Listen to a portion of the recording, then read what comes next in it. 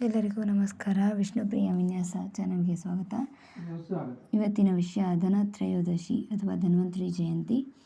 ಧನತ್ರಯೋದಶಿ ದೀಪಾವಳಿ ಆಚರಣೆಯ ಪ್ರಥಮ ದಿನವಾಗಿದ್ದು, ಸಮೃದ್ಧಿ ಮತ್ತು ಅದೃಷ್ಟಕ್ಕಾಗಿ ಲಕ್ಷ್ಮೀ ಕುಬೇರ ಪೂಜೆಯನ್ನು ನಡೆಸಲಾಗುತ್ತದೆ. ದೀಪಾವಳಿ ಆಚರಣೆಯ ಪ್ರಥಮ ದಿನವಾದ ಧನತ್ರಯೋದಶಿಯ ಪ್ರಾಮುಖ್ಯತೆ ಮತ್ತು ಪೂಜಾ ವಿಧಾನಗಳು. ಧನತ್ರಯೋದಶಿಯು 5 ದಿನಗಳ ದೀಪಾವಳಿ ಹಬ್ಬದ ಆಚರಣೆಯ ಆರಂಭವನ್ನು ಸೂಚಿಸುತ್ತದೆ. ಇದರಲ್ಲಿ ಧನತ್ರಯೋದಶಿ, ನರಕ ಚತುರ್ದಶಿ, ದೀಪಾವಳಿ, ಬಲಿಪಾಡ್ಯಮಿ ಮತ್ತು ಯಮದ್ವಿತೀಯ ಸೇರಿವೆ.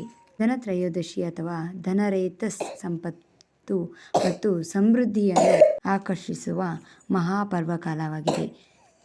ಮನೆ ಶುದ್ಧಿ ಮಾಡಿಕೊಳ್ಳುವುದು, ಹೊಸ ವಸ್ತುಗಳನ್ನು ಖರೀದಿಸುವುದು, ದೀಪಗಳನ್ನು ಹಚ್ಚಿ ದೀಪಾವಳಿಯನ್ನು ಆಚರಿಸುವುದು, ಕೇದಾರೇಶ್ವರ ವ್ರತವನ್ನು ಆಚರಿಸುವುದು ಮತ್ತು ಹೊಸ ವ್ಯವಹಾರ ಅಥವಾ ವ್ಯಾಪಾರವನ್ನು ಪ್ರಾರಂಭಿಸುವುದು ಈ ದಿನದ ವಿಶೇಷವಾಗಿದೆ.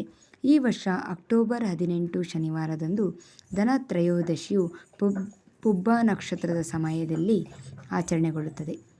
ತ್ರಯೋದಶಿ ಅಕ್ಟೋಬರ್ 18ರ ಮಧ್ಯಾಹ್ನ 12:18ರಿಂದ ಪ್ರಾರಂಭವಾಗಿ ಅಕ್ಟೋಬರ್ 19ರ ಬೆಳಗ್ಗೆ 1:51ರವರೆಗೆ ಇರುತ್ತದೆ. ಈ ದಿನದ ಇನ್ನೊಂದು ಮಹತ್ವವೆಂದರೆ ಆಯುರ್ವೇದದ ದೇವತೆಯಾದ ಧನ್ವಂತರಿಯ ಜಯಂತಿ. ಧನ್ವಂತರಿಯು ಸಮುದ್ರ ಮಥನದ ಸಮಯದಲ್ಲಿ ಅಮೃತ ಕಲಶದೊಂದಿಗೆ ಜನಿಸಿದವನು ಮತ್ತು ಆಯುರ್ವೇದದ ಬ್ರಹ್ಮನೆಂದು ಪರಿಗಣಿಸಲ್ಪಟ್ಟಿದ್ದಾನೆ. ಆದ್ದರಿಂದ ಈ ದಿನ ಧನ್ವಂತರಿಯ ಪೂಜೆಯು ಉತ್ತಮ ಆರೋಗ್ಯಕ್ಕಾಗಿ ಫಲಕಾರಿಯಾಗಿದೆ. ಸಂಪತ್ತು ಮತ್ತು ಅದೃಷ್ಟಕ್ಕಾಗಿ ಲಕ್ಷ್ಮೀ ಕುಬೇರ ಪೂಜೆಯನ್ನು ಮಾಡುವುದು ಈ ದಿನದ ಪ್ರಮುಖ ಆಚರಣೆಯಾಗಿದೆ. ಕೆಲವರು ತಮ್ಮ ಹೊಲಗಳಲ್ಲಿ ಬೆಳೆದ ಬೆಳೆಗಳನ್ನು ಇಟ್ಟು ಪೂಜೆ ಮಾಡುತ್ತಾರೆ.